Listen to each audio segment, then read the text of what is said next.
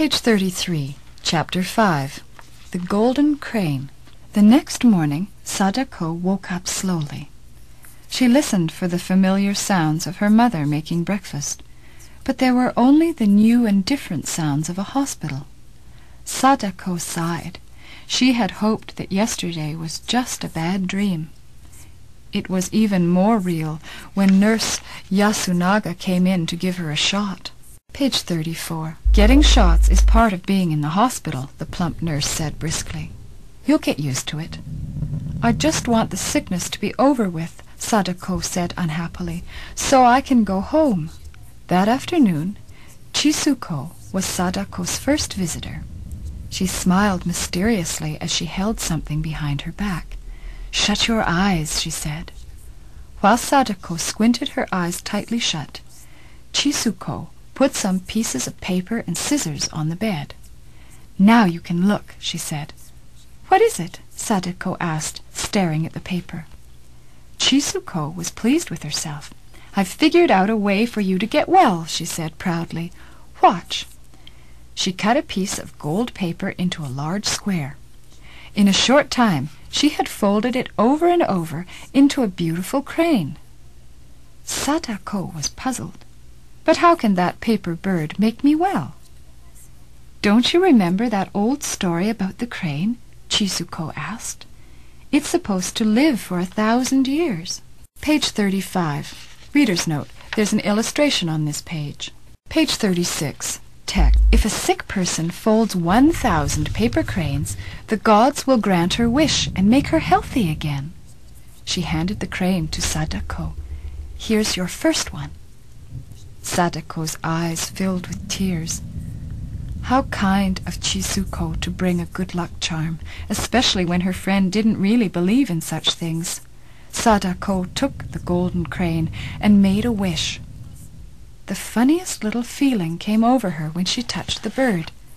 It must be a good omen. Thank you, Chisuko-chan, she whispered. I'll never part with it.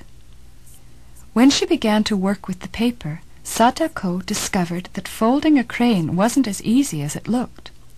With Chisuko's help, she learned how to do the difficult parts. After making 10 birds, Sadako lined them up on the table beside the golden crane. Some were a bit lopsided, but it was a beginning.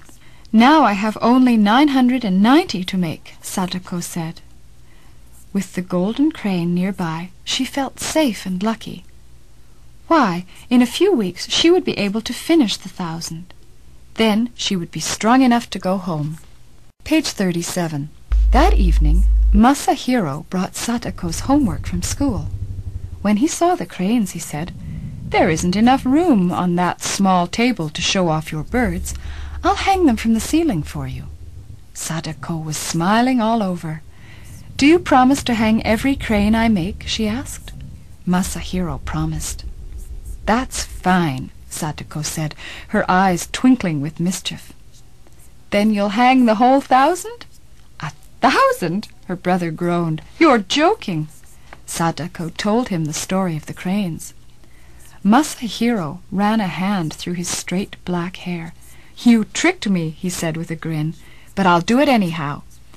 He borrowed some thread and tacks from Nurse Yasunaga and hung the first 10 cranes. The golden crane stayed in its place of honor on the table.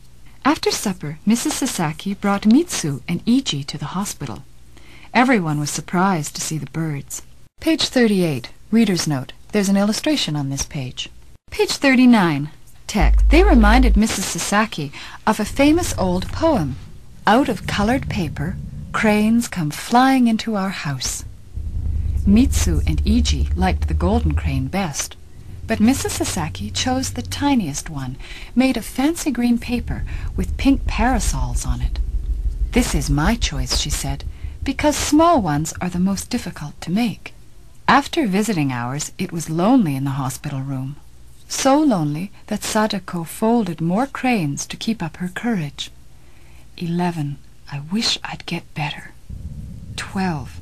I wish I'd get better.